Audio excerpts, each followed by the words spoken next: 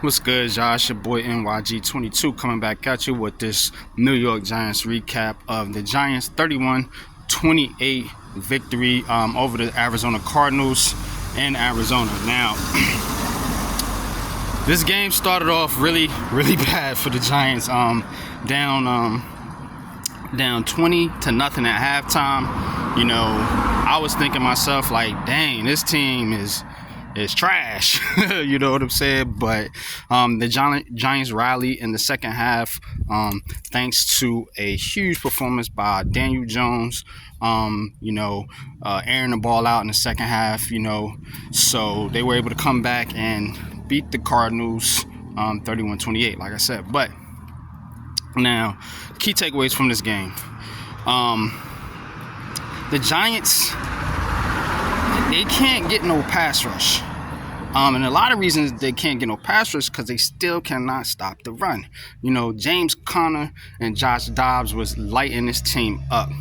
Believe it or not, Josh Dobbs, not the big name, household name quarterback that you would think, would put up those kind of stats or that kind of performance, against a team like the Giants. But he, to his credit, came to play, him and James Conner, and that Cardinals offense, they were not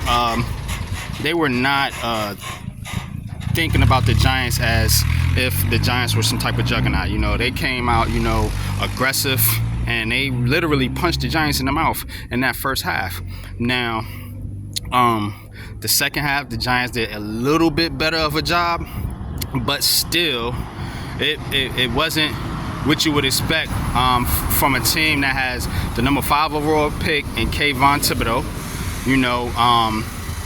a first-round pick in Dexter Lawrence, who just got paid, Leonard Williams, who's making, I think, a cap hit about $32 million of the season, and Azeez Ojulari, who did not play in the game, and of course they had to replace him with O'Shane Ximines, who is just not a very good player.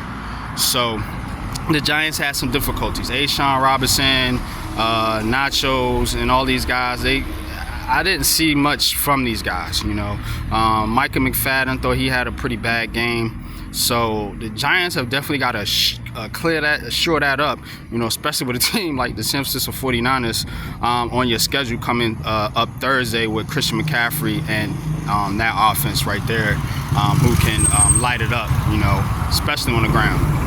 Now, my other takeaway from this game was the Giants offense starting off slow. And it's kind of something that we've seen from this team in the past, getting off to a slow start. You want to see the Giants get off to a much faster start, build up a lead for once in a game, and not have to come back in the second half. The Giants did a lot of coming back last year. I think they had 6 game-winning drives or 5 fourth-quarter comebacks, something like that, from Daniel Jones. Now, that is one thing the Giants have to do better, is getting off to a faster start. Now, the other thing I noticed in this game was play calling. The play calling from Mike Kafka, I'm just not feeling it right now. It's not producing the type of offense that we expect to see when you go out there and you sign Darren Waller and you bring back Darius Slayton and sign Paris Campbell and draft Jalen Hyatt. So we expect to see a more explosive offense, and that's what we got in the second half. The second half, Daniel Jones was able to air it out in the second half, and we start seeing some downfield passing for once by this team. Now, the Giants were able to come back and win this game. Wins are wins. I don't care how pretty it is or how ugly it is. A win's a win. So, but to that point, the Giants have got to figure it out on offense. Now, in this game, you lost Saquon Barkley and Ben Bredeson, 2 key cogs to your running game. So it further should make you want to go out there and at least try to establish some sort of passing game, particularly early in the game.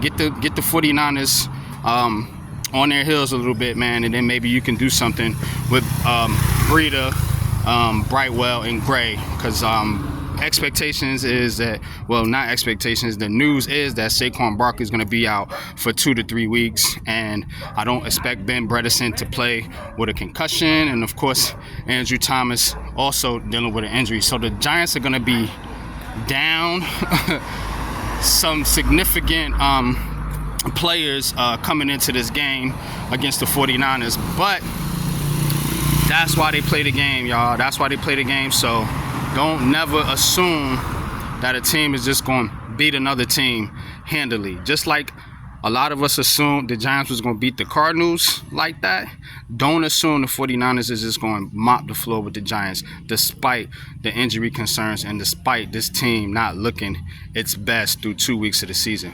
But that being said, y'all, man, appreciate y'all for tuning in.